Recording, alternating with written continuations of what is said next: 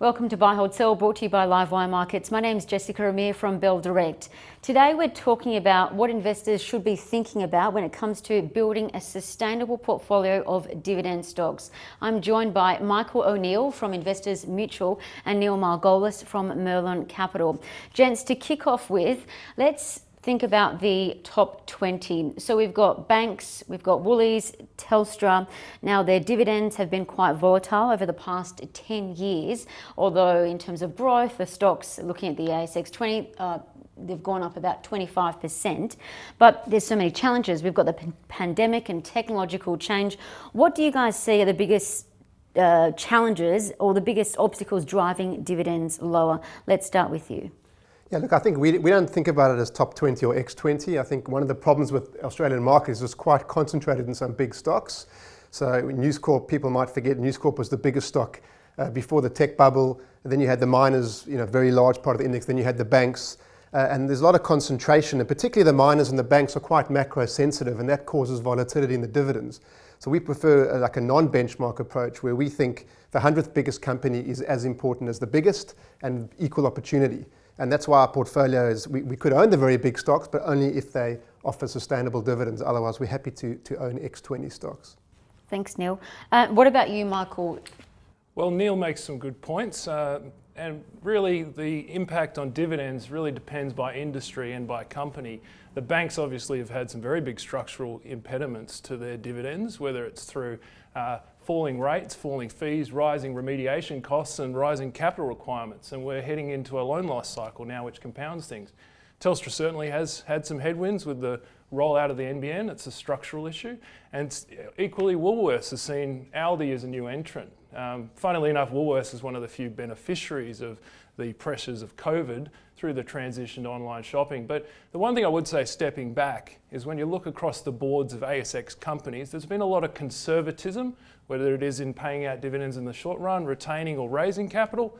So we do see a lot of potential for recovery in the dividends of non-bank industrial stocks. And Michael, you mentioned paying out dividends. The biggest payers of dividends are now miners. The dynamic's completely changed. But I've noticed that both of you gents actually don't hold diversified miners in your top 10 holdings. Michael, let's start with you. Why is that?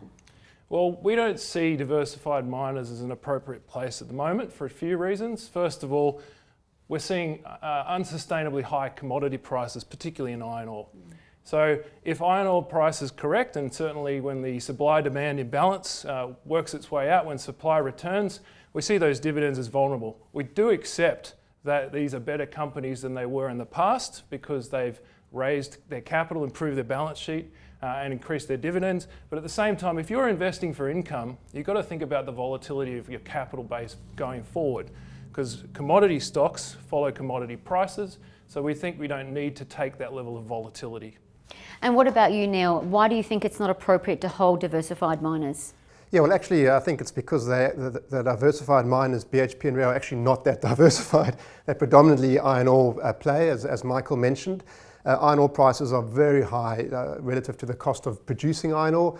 And as Michael said, there's temporary reasons why the supply in Brazil has come back due to COVID and the dam wall issues. It's not sustainable. But having said that, like outside of iron ore, we actually hold more investments in mining stocks than we've ever held. We've increased our weighting in oil stocks. Oil has obviously been quite heavily impacted by demand from COVID. But in contrast to iron ore, the Australian oil producers are quite low cost. The American producers are quite high cost. They're hurting much more. They're probably going to exit the market. So we think there's going to be upside risk to oil as demand recovers, and because there will be some underinvestment. We've also, for the first time, invested in aluminium, a little bit of copper as well. So I think iron ore looks unsustainably high, but I think there's some opportunities in other mining stocks at present where commodity prices are temporarily depressed due to demand and underinvestment. Neil, we'll stay on you. When it comes to opportunities for income, ex top 20, what percentage of your portfolio makes up income stocks? Yeah, I guess our portfolio is about 85% different to the index because we don't start with the index. As I said, if the top 10 stocks were very out of favor and undervalued and had limited downside risk, we'd own all top 10 stocks. But at the moment, we've gravitated, probably a bit more outside the top 20. In times of crisis, just like we saw in the GFC, the market tends to hide in bigger stocks, and that pushes their valuations a little bit higher. So this whole lower interest rate but uncertainty has kind of increased the valuations of very large stocks. So you can never put a blanket over it, but as a general rule, the very large stocks are a bit more expensive relative to the smaller stocks than they have been. Yeah, definitely. So what percentage is income? Probably more than 80%. And Michael, what about you? Portion of your portfolio for income? Well, I'd probably say similar to Neil. We've got at least 75% of our portfolio dedicated to income stocks. Again, I mean, on a similar thread, we see the index as not a natural default for an income investor because of the concentration in banks and resource stocks. We see better risk return opportunities when we step outside and look at the X20 non-bank industrial part of the market. So Michael, in saying that, how are you actually screening for income stocks that make up that 75% of your portfolio? Yeah, well, so in the first instance, we try and get the stocks right in terms of strong franchise, balance sheet and cash flow to provide that sustainable income base. So that means we steer away from the cyclicals towards the defensive sectors, whether it's packaging, utilities, staples and healthcare stocks.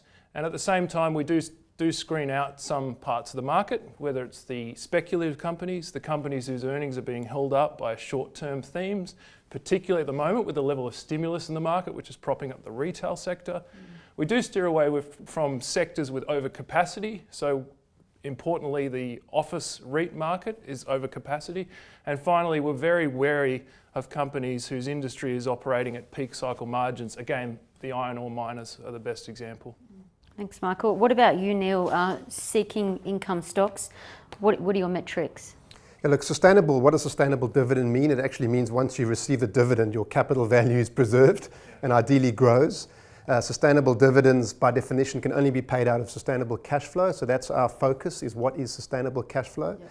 We try and take in as much history as we can. We don't like investing when we don't have at least 10 years history. We try and normalize for the macro environment, whether it's inflated or depressed. We want to understand the industry and whether that's changed in the company's position.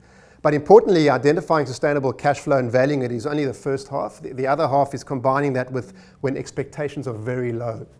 So we think a good investment that'll pay sustainable dividends is one where the sustainable cash flow is underappreciated, but the market is overly pessimistic. And by doing that, we look at not just the central case valuation, but the worst case outcome for the stock. And often that's already been priced in, and those are the best opportunities for us to get dividends and capital growth. So you mentioned worst case scenario. What about risk? How are you managing risk? Yeah, well, I guess the first starting point for risk is actually buying companies that you believe are undervalued. Yeah. That's a good starting point rather than just investing in the index. And the second element of risk is buying companies where the share price is trading at the bottom end of a range of valuations that assumes a really bad outcome. And then there's a third level of risk, which we do inside the fund, which is actually we use derivatives to reduce the overall risk by about a third over and above what our stocks are doing. And we do that by selling call options and buying put options or buying insurance. And the objective is that if every stock in the market had to fall 10%, that the fund would fall 7%. So we're trying to remove about 30% of the risk. Why do we do this? Because we're trying to give investors access to the fully franked yield on 100% of the portfolio, but only have 70% of their capital at risk. And that's the objective of the income portfolio. Thanks, Neil. Over to you, Michael. In terms of managing risk, what are you doing? Well, look, we agree with Neil that the first thing you need to do is get your stocks right. You need to focus on quality and value to protect your capital base. We do use options as well, so we take a bit more of a diversified approach to income, starting with dividends, but then also using options to add to income, particularly at a time like now where volatility is higher and where dividends are uncertain. We also avoid swapping capital for income, which can be a trap if you're using systematic strategies that strip dividends or if you're using higher turnover option strategies. And the last thing we would always avoid doing is gearing or shorting our portfolio using options, because we never want to be a forced buyer or seller of stock. Mm-hmm. Michael, let's stay on you for last but definitely not least. What's your best pick for a sustainable dividend? So we think AusNet has probably the best characteristics in terms of sustainable dividend. It's got a yield of about 5.5%. It is 50% franked, and it's growing at 2 to 3% per annum.